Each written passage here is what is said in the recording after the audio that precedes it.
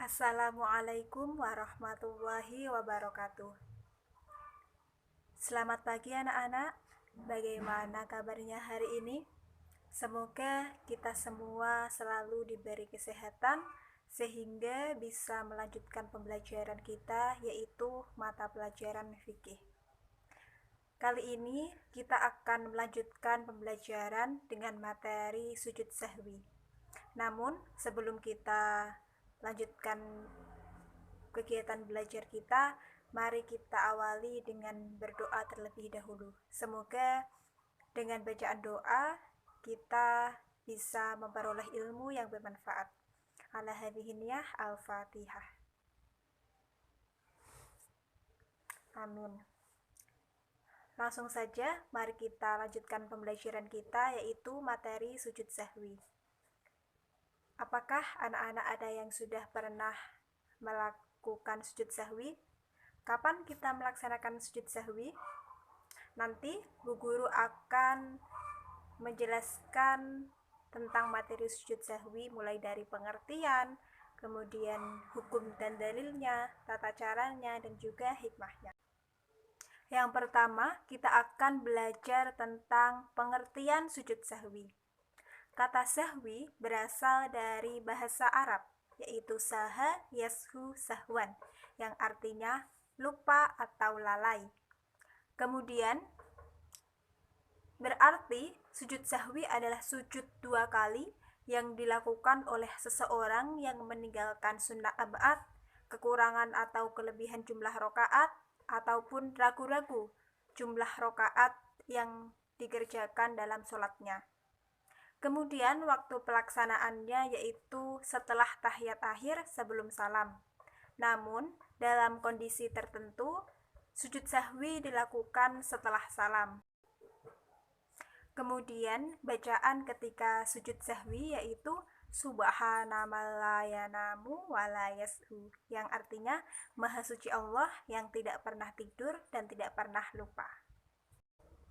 Kemudian selanjutnya yaitu tentang hukum dan dalilnya. Hukum melaksanakan sujud sahwi adalah sunnah. Namun, jika kita melaksanakan sholat berjamaah, kemudian imam melakukan sujud sahwi, maka kita mengikutinya, yaitu dengan melaksanakan sujud sahwi. Kemudian dalilnya, salah satunya yaitu dari hadis Nabi yang diriwayatkan oleh Al-Bukhari dan Muslim, yang artinya dari Abdullah ibn Buhainah al-Asdi. Kemudian dalilnya yaitu salah satunya dari hadis Nabi yang diriwayatkan oleh Al-Bukhari dan Muslim, yang artinya dari Abdullah bin Buhainah al-Asdi bahwa Rasulullah pernah melaksanakan sholat duhur, namun tidak melakukan duduk tasyahud awal.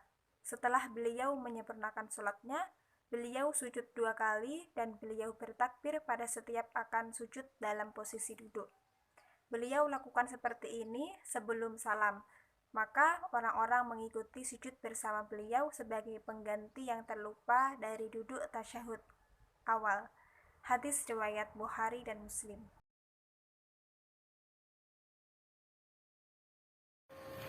Ya, berikutnya adalah sebab-sebab sujud sahwi. Nah, di sini ada 5 sebab-sebab sujud sahwi. Di antaranya yang pertama, meninggalkan sunnah abdiyah, yaitu amalan sunnah yang apabila tertinggal maka disunahkan sujud sahwi. Sedangkan jika yang tertinggal sunnah hayat maka tidak perlu sujud sahwi. Nah, yang kedua, ragu-ragu dalam hal meninggalkan sunnah abdiyah. Nah, yang ketiga, mengerjakan sesuatu yang membatalkan jika dikerjakan dengan sengaja dan tidak membatalkan jika lupa. Nah, seperti menambah rukun sholat. Jika seseorang menambahkan amalan sholat karena lupa, misal rukuk 2 kali, jika seseorang menambah amalan sholat atau sholat 5 rakaat pada duhur misalnya, maka disunahkan sujud sahwi. Nah, yang keempat, memindahkan rukun qauli ucapan kepada yang bukan tempatnya, misal membaca Al-Fatihah ketika ruku. Nah, ini dianjurkan untuk sujud sahwi. Nah, yang kelima, jika seseorang ragu jumlah rakaat, apabila baru 3 rakaat atau sudah 4 rakaat, maka yang ditetapkan adalah yang lebih sedikit, lalu menambah 1 rakaat lagi dan sujud sahwi sebelum salam. Nah, ini ketika kita lupa, kita sudah sholat 3 kali atau sudah 3 rakaat atau 4 rakaat. Nah, ini dianjurkan untuk sujud sahwi sebelum salam.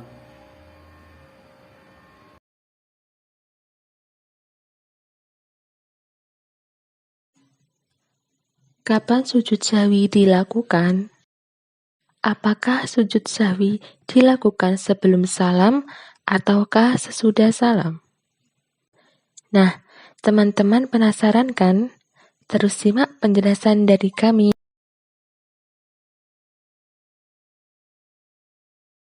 Sujud sahwi dilakukan jika kita lupa mengerjakan sunnah ab'ad. Apa saja sunnah ab'ad itu? Yaitu membaca kunut, tasyahud awal,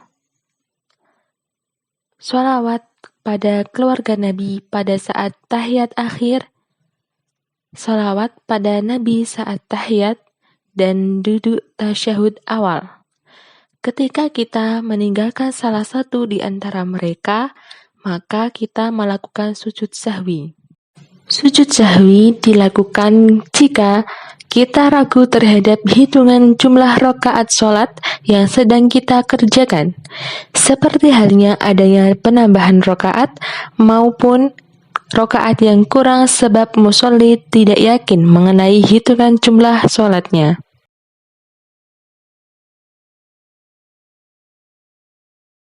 Flashback ke pengertian sujud sahwi, yaitu sujud 2 kali yang dilakukan musholli setelah tahiyat akhir sebelum salam. Jadi, sujud sahwi itu dilakukan sebelum salam. Namun, sujud sahwi yang dilakukan setelah salam itu sebab adanya ilat tertentu. Ilat apa itu? Mari kita identifikasi keduanya. Musholli yang lupa jumlah rakaat dan teringat sebelum salam, maka sujud sahwinya dilakukan sebelum salam. Sedangkan musholli yang teringat bahwa ia lupa jumlah rakaat yang dia kerjakan setelah salam, maka setelah salam sebelum ia mengatakan satu patah kata pun, ia harus melakukan sujud sahwi. Nah, itulah identifikasi waktu dan tata cara pelaksanaan sujud sahwi.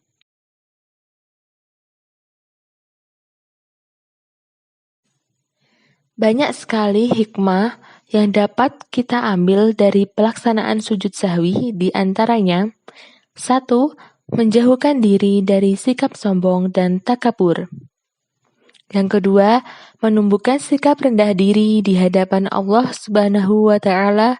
Yang ketiga, menumbuhkan kesadaran akan kelemahan kita sebagai hamba, sekaligus kesadaran akan keagungan Allah yang Maha Kuasa. Dan yang keempat, menyadarkan bahwa manusia adalah yang sering salah dan lupa, sehingga harus banyak mohon ampun kepada Allah Subhanahu wa Ta'ala. Nah, semua materi sudah Bu Guru sampaikan ya anak-anak. Selanjutnya, Bu Guru akan memperlihatkan video yaitu tentang praktik sujud sahwi. Silahkan anak-anak cermati.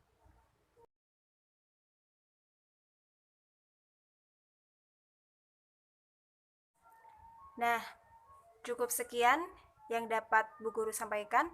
Selanjutnya, silahkan kalian perdalam lagi materi tentang sujud sahwi, kemudian akan kita bahas bersama-sama ketika pembelajaran di kelas. Cukup sekian, mohon maaf apabila ada kesalahan. Wassalamualaikum warahmatullahi wabarakatuh.